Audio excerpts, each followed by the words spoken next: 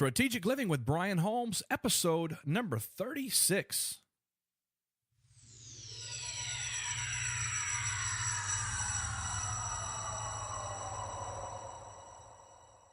Hi, this is Ray Edwards from rayedwards.com, and you're listening to Brian Holmes, one of my favorite people and certainly one of my favorite podcasts.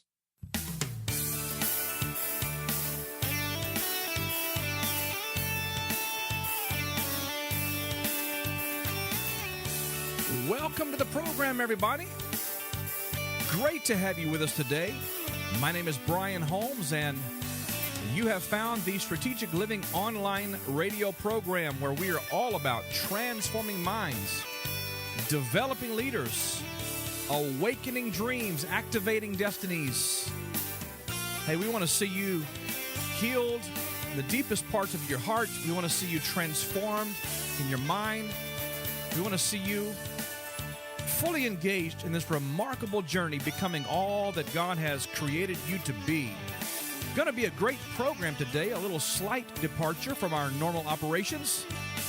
Prepare your minds and your hearts, and let's just get started, everybody. Well, thanks for being here today, and I'm so excited about what we have for you.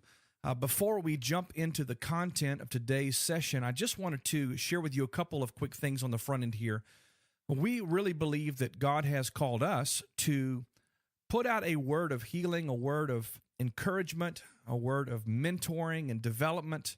Our whole passion here is to just offer something that will help each person on their journey as they are discovering who they are, really dealing with issues from the past, getting those things resolved. We want to see people, of course, really engaged in their specific and very unique assignment and calling in life.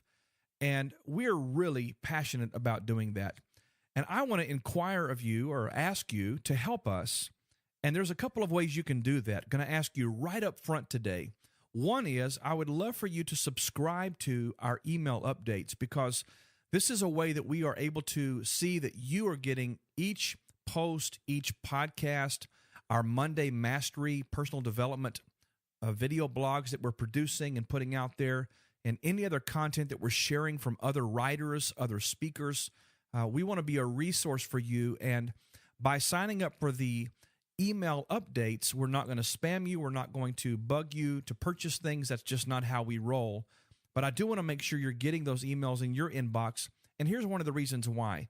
Because there's this little thing on every email client in the world called forward, and I just know that if there's something of value that you get in your inbox, it's something that we want you to be comfortable and be willing to share with others by forwarding that to them. Another way you can help us is by subscribing to the podcast in iTunes, also to help us gain more visibility and really get our message out there in a much broader sense, and so people can see the podcast in iTunes.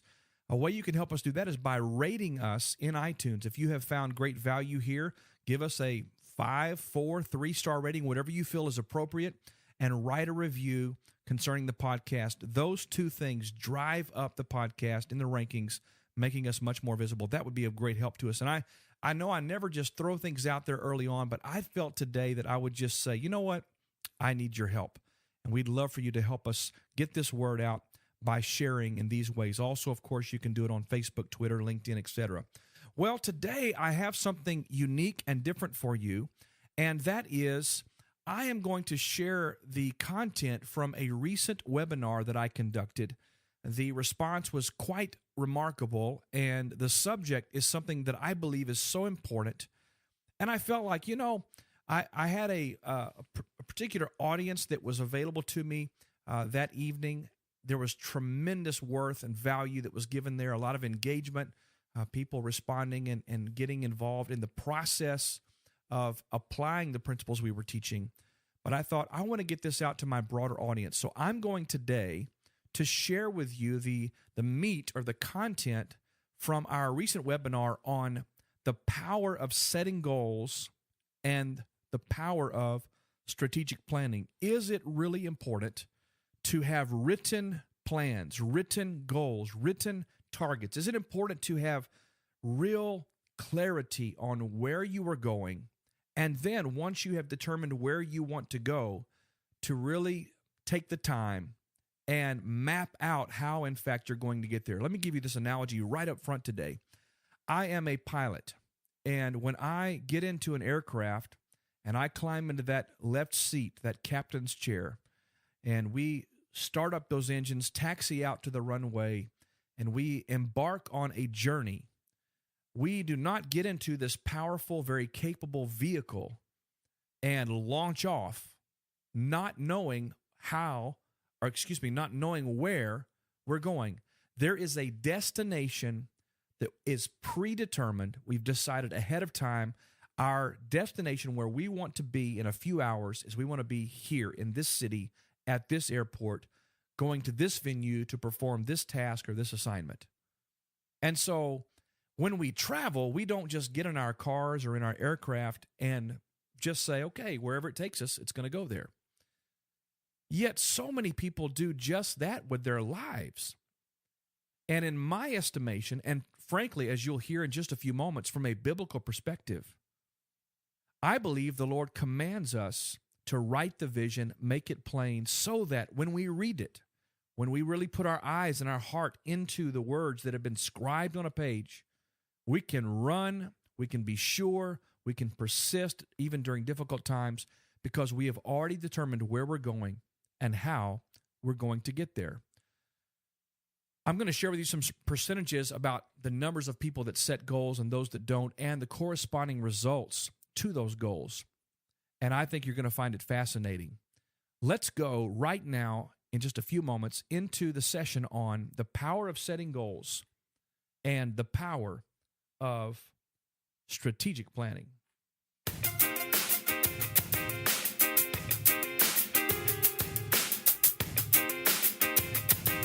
The power of goals and strategic planning. I want to begin tonight's webinar by sharing with you a few very key ideas. Every person is wired to dream and to function on vision. In fact, the Bible tells us very plainly that without vision, without some picture or some idea of where you are going and what it is you're pointed towards, this condition sets in, and the Bible calls it perishing. We literally begin to die from the inside out, much like a piece of fruit would do if you took it off of the tree, sat it on your counter.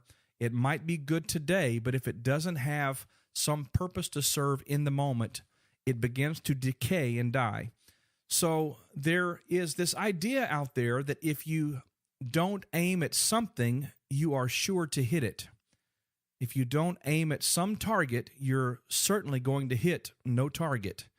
And in other words, if there's not some visually or emotionally compelling focus or some goal or some target for which you are directing your energy, your heart, your mind, your work, your efforts, your life, your very essence, then we are really relegated to wandering aimlessly and accomplishing very, very little, certainly less than our potential. Well, I talk often about the idea that is very biblical, by the way, that we are pre-destined. In other words, our destiny has been prescribed for us before we got here. The word destiny, of course, comes from the same root word as destination or destin, and basically what I'm trying to say is that God, before the foundations of the world, he knew exactly where he wanted us to land up. He knew exactly what he had designed us to accomplish and to do in our space and in our time. And that destination is what we must focus on. Now, for whatever your destiny is, God has literally designed you for that destiny.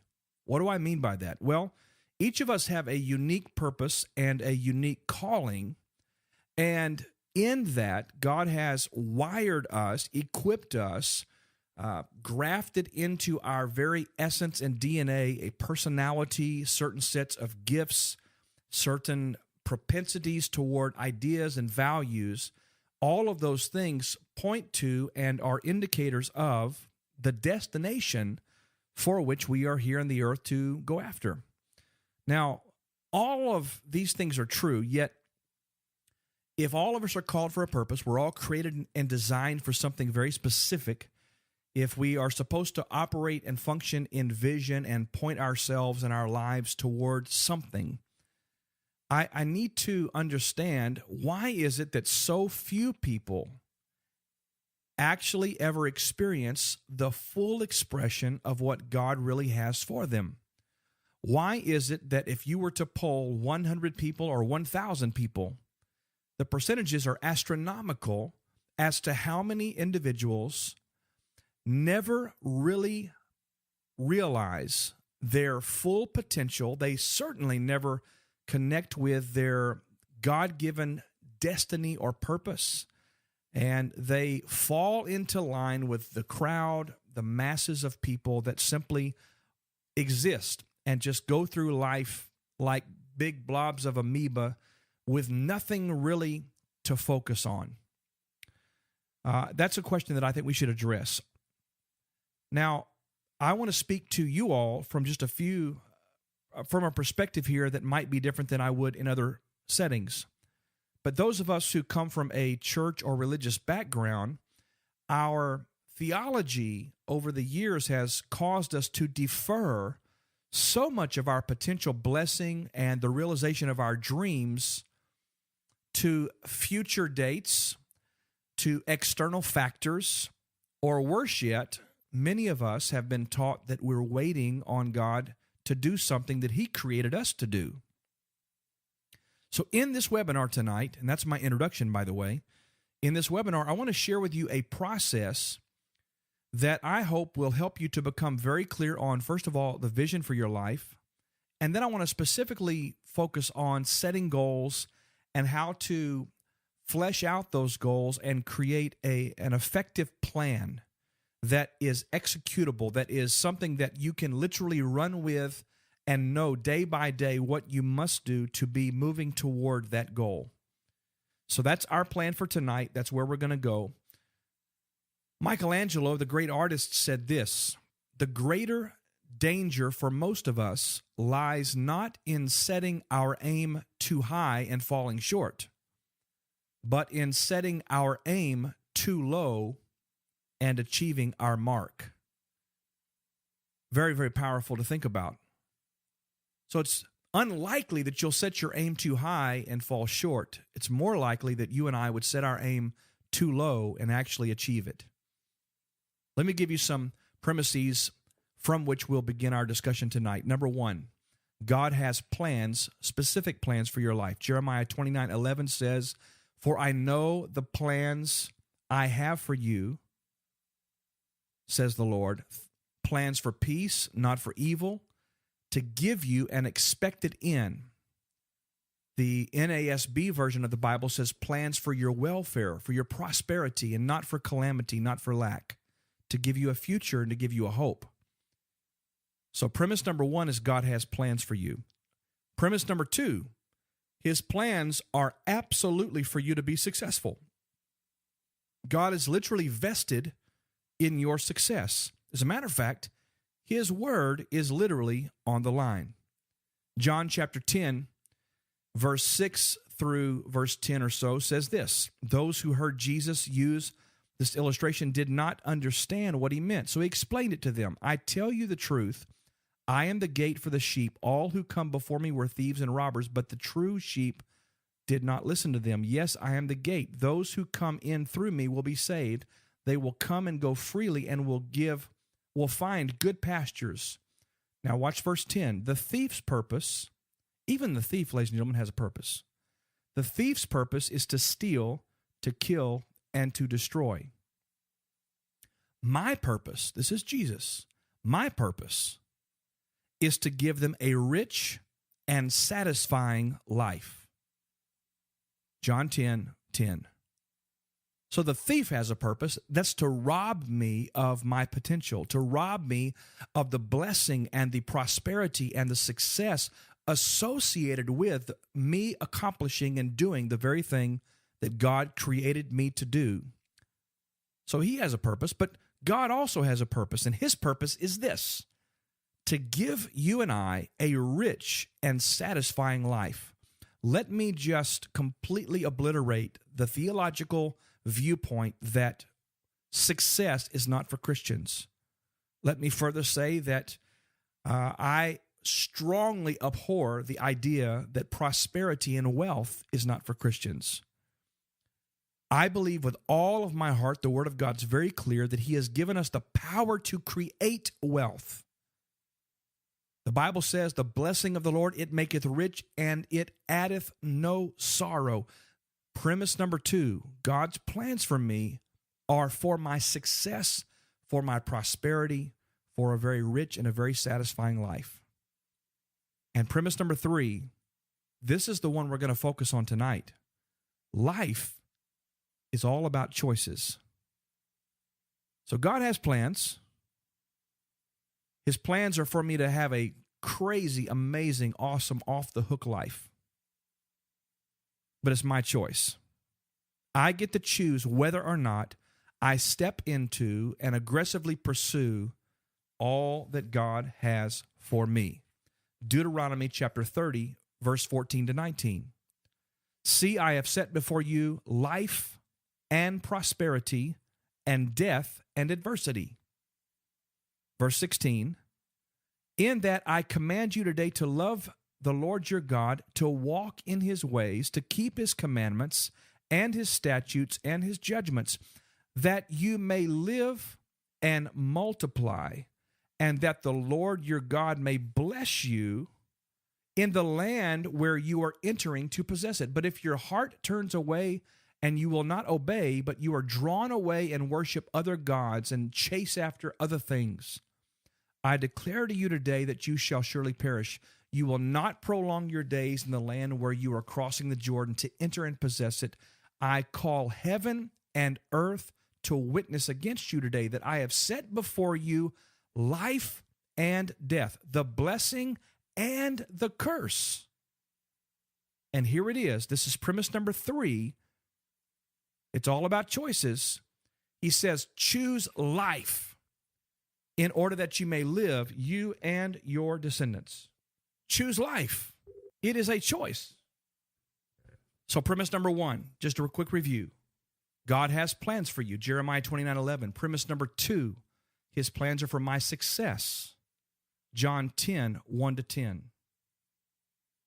Premise number 3, life is a choice, Deuteronomy 30, verse 14 to 19.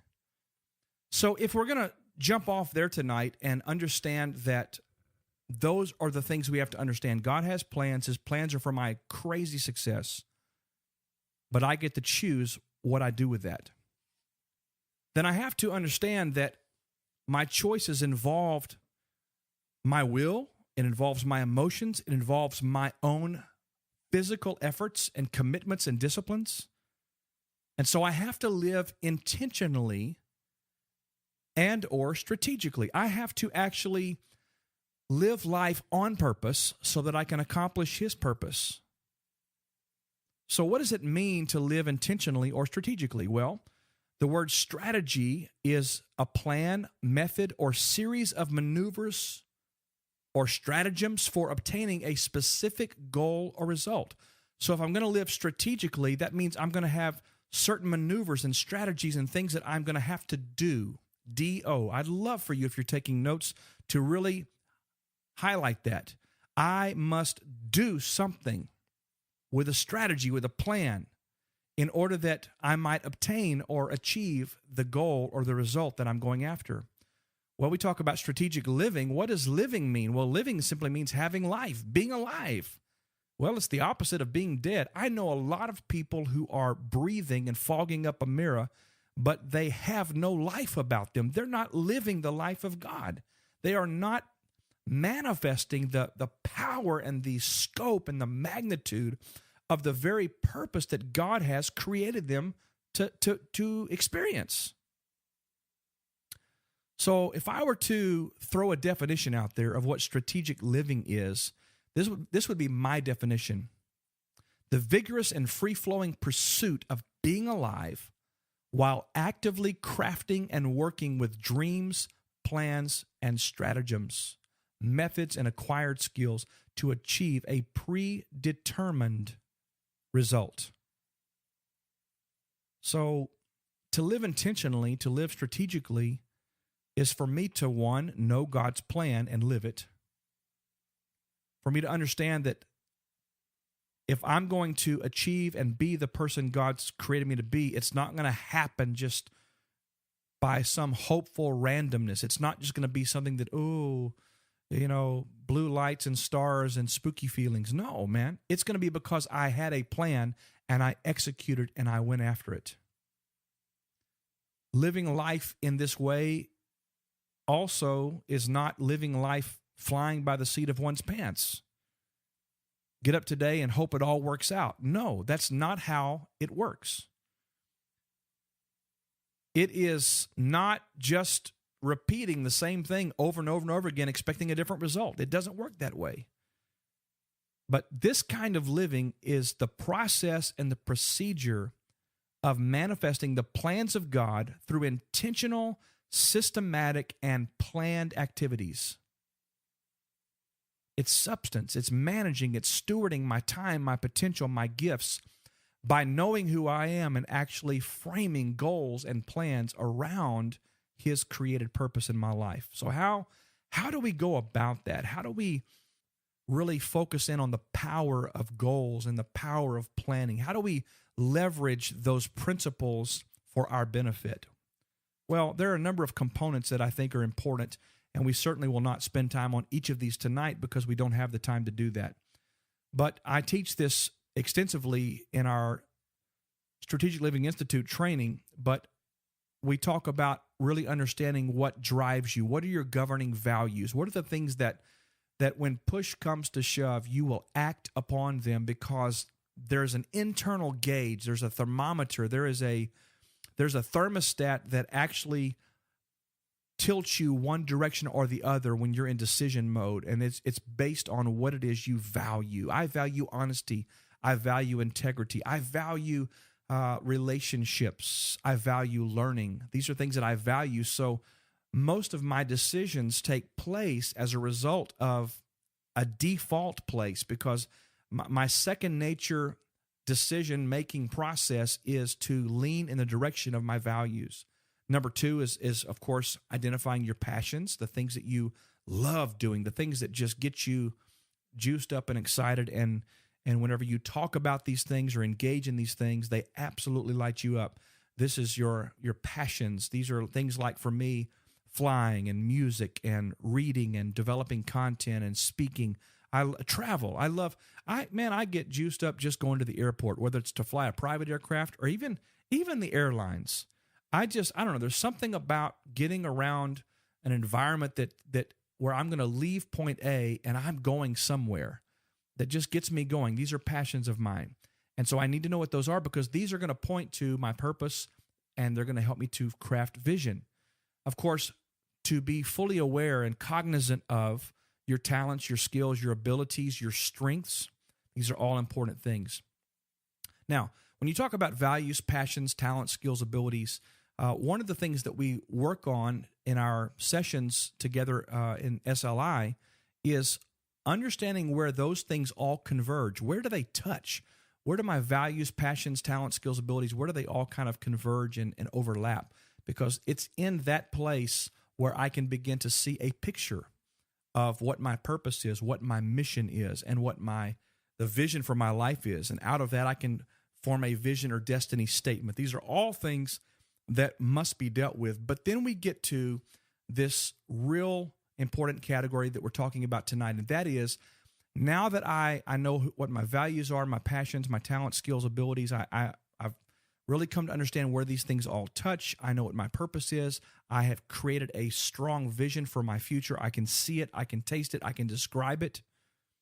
Now, this is where we're going to talk about tonight. Major goals, intermediate goals, short-term goals, and strategic planning. How do we take this information that we have put together by searching our hearts at a very deep level and really, really understand where to take action?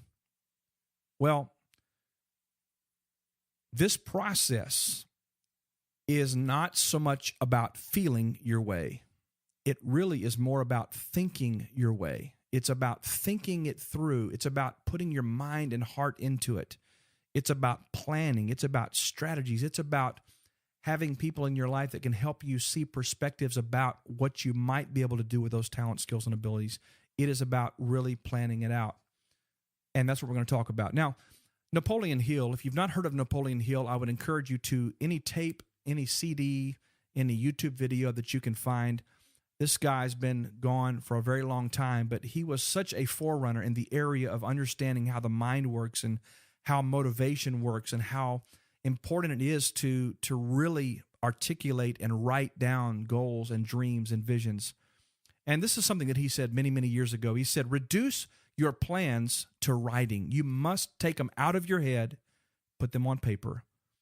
And he says, the moment you complete this, you will have definitely given concrete form to intangible desire.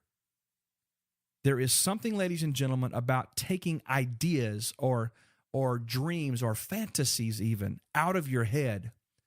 And if they are truly aligned with what God has for you, take them out of your head and put them on a piece of paper and write them as a goal. Jim Rohn, great speaker and trainer, someone that I have personally been mentored by his materials for many years.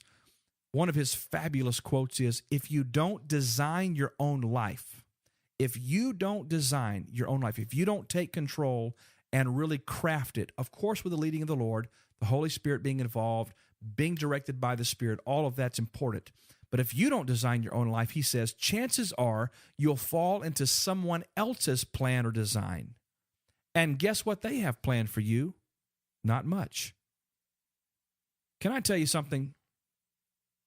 You know, I'm the father of two amazing children. And the truth is, as a father, I have a significant influence in my children's life and have had for many years, and hopefully will continue to have some influence.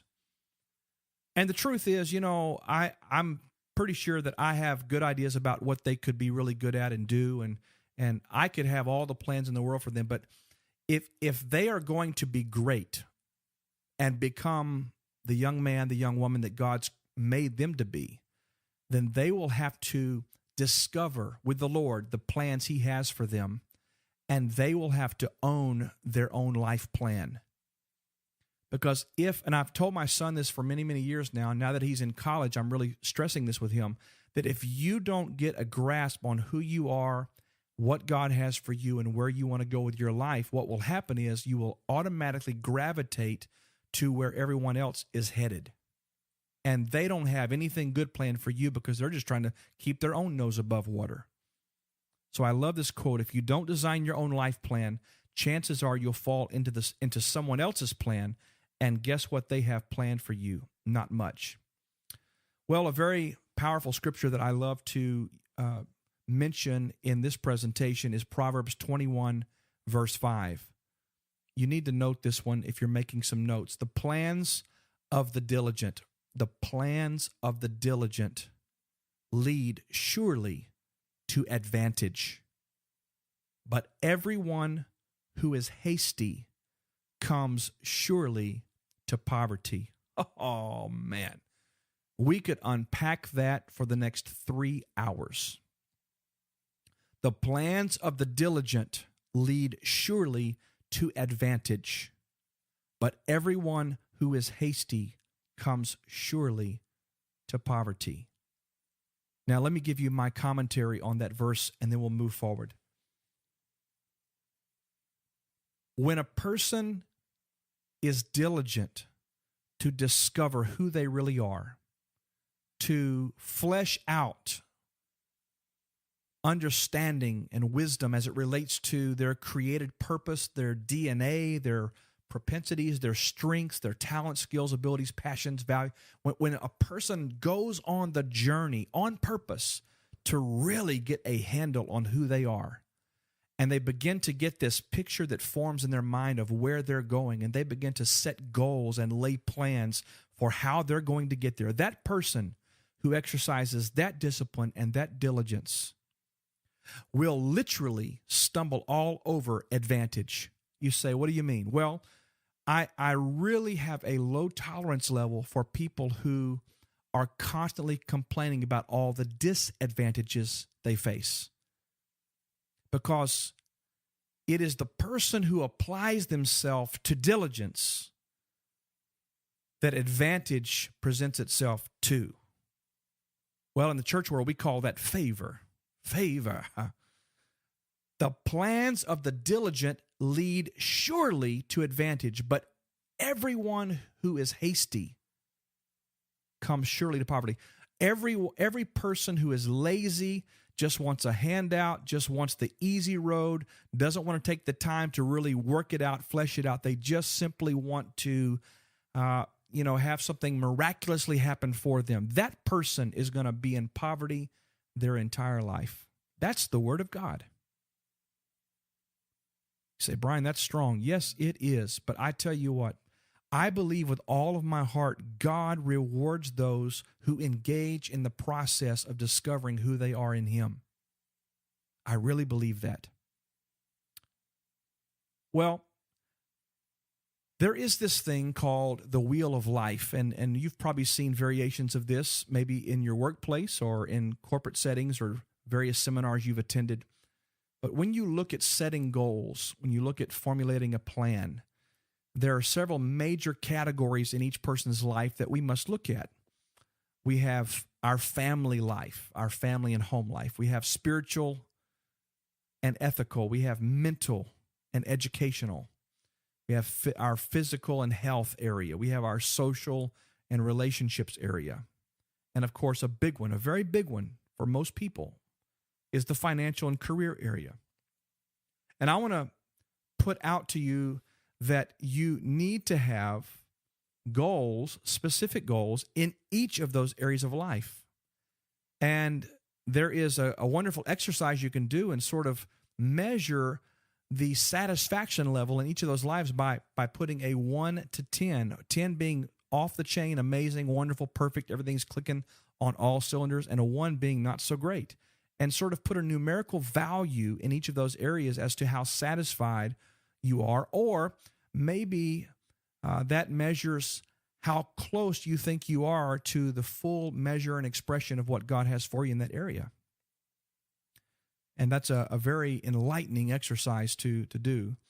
But then you begin to take those areas that you're not so satisfied in, and you're not so sure that you're living the full expression of what God has for you, and you begin to focus specifically in those areas as it relates to your goals and your plans. You give those extra attention, those ones that are not doing so well. So what are some things that we need to consider when you begin planning your life out and really looking at this? Well, we've already talked about this, but you've got to know who you are. You've got to know yourself. You have to go through the process of discovery and become, and it's a becoming process. It's not a instantaneous thing, but you have to become clear about the vision that God's prepared for you. And another key thing, I think, is to not limit yourself to past successes or past failures. Many times we focus on past failures, but the truth is I know more people that are stuck on past successes than on past failures, because they attain a certain level of success or job satisfaction or pay scale or whatever measuring stick they happen to be using. They reach some level, and that success or having obtained that level becomes now their sticky point. So don't limit yourself to past successes or past failures. And then we begin looking at identifying what I call the big rocks. These are the monster goals. These are the umbrella goals, the overarching goals regarding moving forward in any of these particular areas of life. Then, of course, you have to really think these things through, plan, and execute. So we want to have balance now, and I have this different theory about living a balanced life. I don't think you can ever be, evenly balanced in every area of life. I think that's a myth. But I think you do need to focus on each of these areas, because each of them are very important to the overall health of your soul. So I wanted to just throw this out to you. Why is setting goals so important? Why is setting goals important? Is it even worth it? I mean, it's something I need to really worry about. I mean, really, Well, I'm going to give you two perspectives here. One, I'm sure everyone listening to this webinar right now has levied some sort of quantum, amazing, ridiculous, off-the-chain New Year's resolution at some point. Every New Year's, we always have 4 or 5 things that we're committing to for that year. Statistics are that about 99.98% of New Year's resolutions are never fulfilled and never followed through on. Well, there's a reason for this, because we become more keenly aware of the things we need to do when we approach what we perceive to be a new beginning. And because of the awareness level, we begin to articulate what we know we should do. But there is a different level of commitment that is required if one is going to actually see those changes come about. I have a saying, nothing changes until something changes. So being aware of something that needs to change is great. But what do I do with this awareness? How do I craft this and apply this in a way that actually moves me to action? Well, it's called goals. Now, there was a study done in the Harvard University's MBA program many, many years ago, quite a few years ago, and it studied a number of graduates and students regarding their goals after graduating. Here are the findings. 84% of those graduating from the Harvard MBA program did not have any goals whatsoever. That is staggering. Yet, I believe with all of my heart that if I were to poll 1,000 people off the street, that number would be very, very true. 84% of people have no goals whatsoever. 13% of these individuals in the Harvard MBA program had goals, but they had not written them down. They had not committed them to writing. So 13% had some goals, but they were not written down.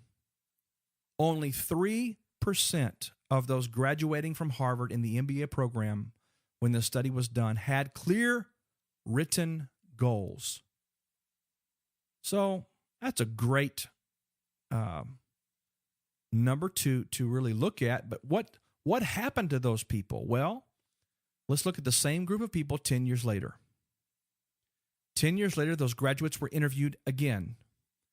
The 13% who had goals were earning on average, watch this, they were earning on average twice as much as the 84% without goals.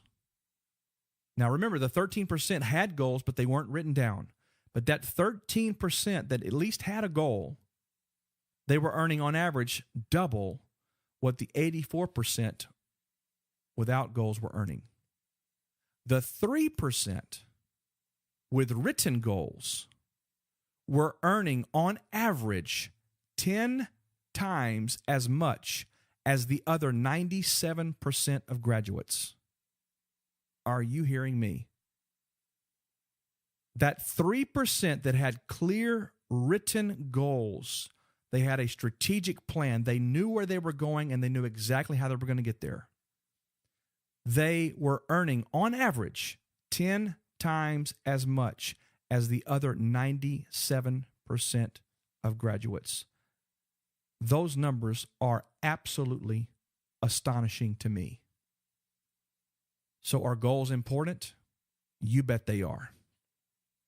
You say, do you have scripture for that? Yes, I do. And we will get to that in just a moment. But let's look at this. As you have a vision, a picture, an idea of where you want to go, it is imperative that you identify the major goals, the big rocks, that would be necessary to achieve in order to see this vision become a reality. So what am I talking about? Well, let's give an example here. Let's say your goal is, let me just, if you'll allow me to use my own self. I have a goal. I've had this for a couple of years now. It's about to come to fruition. I had a goal to develop a turnkey system of discipleship, freedom, discovery, and learning.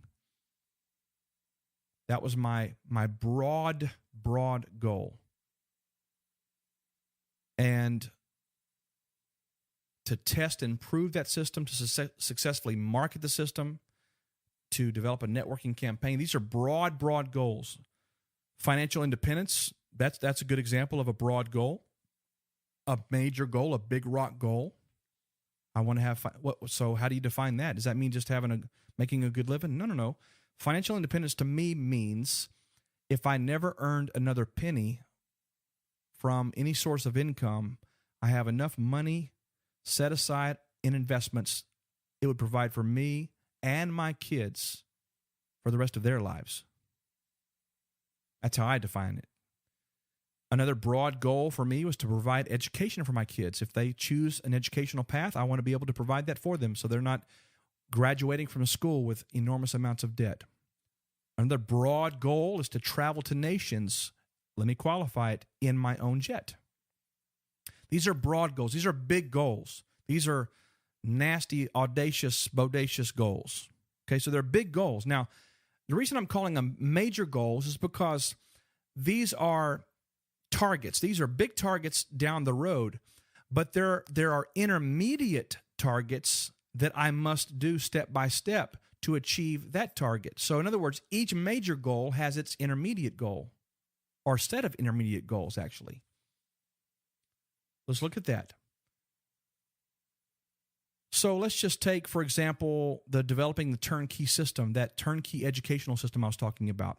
Well, I need to form a new corporation so that I can operate as a for-profit corporation because of the way we want to run the business model of that. I need to create a storyboard and an outline for that new system. I need to develop and write the curriculum and the courses for that turnkey system. I need to develop a business plan. Each of these I'm listing now are intermediate goals related to the broader goal. Research online delivery options, et cetera, et cetera, et cetera. So each major goal, now, in order for me to develop a plan, I have to identify what are the steps that will get me to those major goals. Well, what about the intermediate goals? Do they have steps too? Well, sure they do.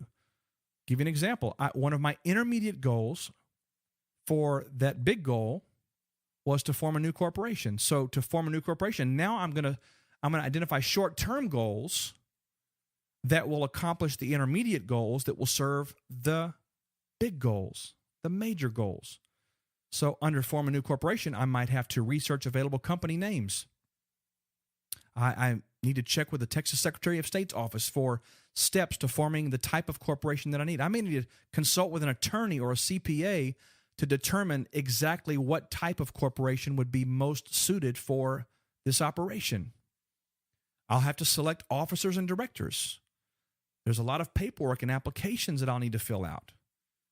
I'll have to probably go open a checking account somewhere, get a tax ID number for the corporation. I'll have to submit all this stuff to the state offices and then follow through with someone to make sure it's getting done and all of that. So you see that you have long-term goals or major goals.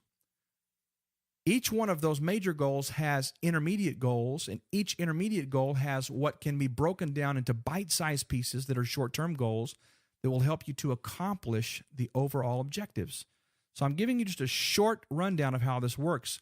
And of course, these forms that I have for you here to break down major goals, intermediate goals, and short-term goals, that's the form that I mentioned at the front of the broadcast tonight to let you know that there is a downloadable form at ciwc.net/webinars that you can actually download and just work through this for your own purposes. Now, a couple of things to remember about goals.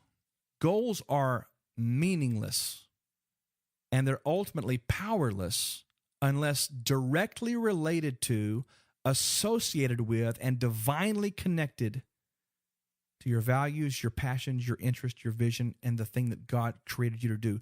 Don't think that just setting a goal that's utterly disconnected from who you are is going to really get you any satisfaction. No, a goal is really powerless if it's just a random, hey, wouldn't it be cool if? No, this goal, for it to really have meaning, must be connected to the heart of God concerning your life and your destiny. Larry Elder says that a goal without a plan is just a wish. And I believe that to be true. You say, what do you mean planning? Well, the planning is really breaking down the major goals into intermediate steps, the intermediate steps into short-term, day-to-day steps. It's the dissecting of the big dream into pieces that can be executed and actually accomplished day by day, so that every day you're moving a little bit closer, a little bit closer, a little bit closer to the accomplishment of the major goal, which points you towards and moves you towards the destination that you're trying to achieve. A couple of quick things here about goals. Goals must be specific.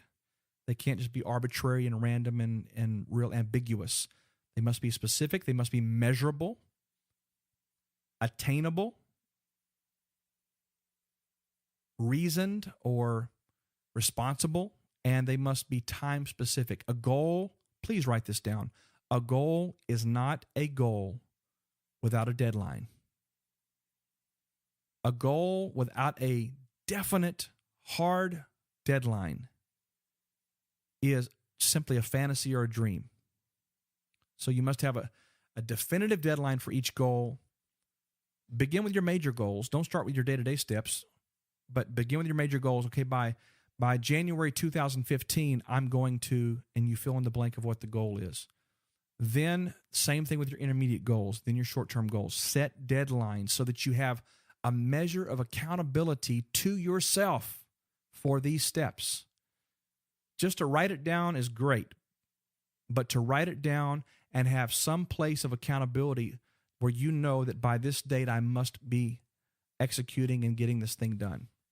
So the object is to create an accountability target that will provide you with the motivation and the planning structure necessary to prioritize every day for the progression of your vision. So let me begin to wrap this for you. If you have long-term goals or major goals that have been broken down into intermediate goals that have been broken even further down into bite-sized pieces, these are really, the short-term goals are almost like a to-do list. They're like, okay, today I can do this, this, and this, and that is accomplishing a significant piece of what I have to do to get these intermediate goals done. If you can break those three levels down, what you've really just created by way of listing these things out and really thinking them through, you've created the data and the basis for a strategic plan, a true strategic plan. So how do you develop that? Well, you take these pieces and you assign them to a 30-day plan, a 90-day plan, a 180-day plan, a 12-month, a 3-year, a 5-year, whatever, all the way up to 25, 50 years. I know people that have a 100-year life plan, which just blows my mind. And it's not just some ambiguous document. It's like hundreds of pages, and they have it all mapped out. That's a little over the top for me, but I will tell you this. If you have a long-term goal that you're envisioning 3 and 5 years down the road, you identify what that goal is, you describe it in great detail, you're very specific about it, and then you begin to back into the present so that you can articulate and define what steps you can take today, tomorrow, next week, next month, the next 3 months, the next 6 months, the next 1 year, so that you're constantly moving toward the ultimate objective, which is the accomplishment and the realization of that goal. Diana Scharf Hunt said this: goals are dreams with deadlines. The great Aristotle said this: first, have a definite, clear, practical ideal. That's the major goal. An objective. Second, have the necessary means to achieve your ends. You need wisdom, money, materials, methods. And third, adjust all of your means to that end. In other words, ladies and gentlemen, if a goal is really real to you, if a dream is really alive in your heart, if what it is that you have set as a goal is truly important to you, you will adjust your world to that goal. You will not sit in front of the television for 6 hours a day filling your mind with garbage, but rather you will take that same time and spend it, invest it, doing things. That's right, doing things that are on your short-term list, your intermediate list, and are moving you toward the realization of that goal. One of the greatest things that frustrates me in the world is wasting time. I don't like to waste time. And I find that many people talk about their dreams, but they've not set deadlines. They've not been clear. They've not really committed to the dream. Therefore, it's just a fantasy. But if it's really real to you, you will adjust your entire world to that dream, and you will do whatever it takes to move you and your family and those that you love towards the realization of that dream. Earl Nightingale, someone that I have tremendous respect for, great orator, wonderful trainer, someone I listen to a great deal. He said this: the more intensely we feel about an ideal or a goal, the more assuredly the idea buried deep, deep in our mind will direct us along the path to its fulfillment. I'm going to read that again. The more intensely we feel about an idea or a goal, the more assuredly the idea buried deep in our subconscious mind will point us, direct us, move us along the path to its fulfillment. Ladies and gentlemen, goals are not a secular idea. They are a God idea. Habakkuk chapter number 2, verses 2 and 3, very clear. Write the vision, make it plain, so that those that read it may run. Write the vision, make it plain. Make it clear, be specific, crystal clear, so that when you put your eyes on that piece of paper, or if you keep your goals and things typed on an iPad or some other tablet or your iPhone, when you put your eyes on those things that have come out of your spirit, man, and you've articulated them, you've been clear about it, you've written them, now you have something to run with. You cannot run after something that you have not clearly articulated. So goals and plans are absolutely God's idea. They will absolutely move you in great strength and great power towards the things that you desire the most. Goals and plans. Goals and plans.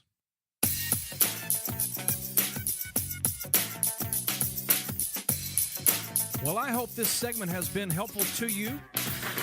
Hope it's challenged you to really go out and put some time in thinking about where do you want to be? Where are you headed? What goals do you want to set in your life in all of these primary areas? Family, business, career, financial, relationships, all of those. Where do you want to be this time next year, this time 3 years from now, 5 years from now, 10 years from now? Take the time to really articulate that, think it through, pray about it, and really set your sights on where you want to be and begin to develop that plan as to how you can get there. Well, one of the ways that you can really formulate that plan and really put that sort of a thing together is to have someone that can help you. And, you know, I am a executive coach. I do a lot of coaching. I enjoy the process of helping others to discover, to identify, to set goals, to reach targets. I get a great deal of satisfaction, and I believe it's a part of my unique assignment to do that. Now, I'm talking to you about the possibility of me being your coach, but whether it's myself or someone else, as a matter of fact, if I'm not a fit for you, I may refer you to someone else that would be better for the niche or for the area that you particularly need assistance in. But I want to encourage you to consider bringing a life coach, an executive coach, a business coach into your life to help you to gain clarity on where it is you want to go and how you're going to get there. And if you'd like to find out more information about the coaching process and what we might be able to do to help you in that, go to brianholmes.com/coaching. We'd be happy to have a conversation with you about that. We have a wonderful webinar coming up again in April, on April the 16th. That's a Wednesday at 7 p.m. So Wednesday, April 16th at 7 p.m., We're going to be talking about becoming a leader that others want to follow. Leaders lead, we know that, right? But by definition, to be a leader, one must have someone following. And so, are you the kind of person, the man, the woman, are you the kind of youth leader? Are you the kind of child or a student that has others gravitating towards you? What can you do to enhance your leadership ability, your leadership value? What kind of characteristics do you need to possess to become the leader that God has designed you to be, and more importantly, that other people want to follow? We're going to talk about that on April the 16th, and I would love to have you be a part of that. You can find out more about that seminar at brianholmes.com/teleseminar.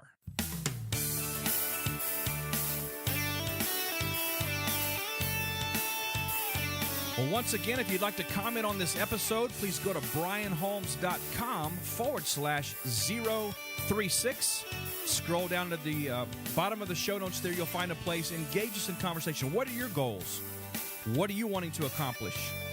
Be sure to subscribe to the updates in iTunes and share this with your friends and family. We trust that something we've shared today has been a blessing to you and challenged you to really pursue all that God has for you in this particular season. Until next time, remember, you're made in His image, you're designed for a purpose, and you are destined for greatness.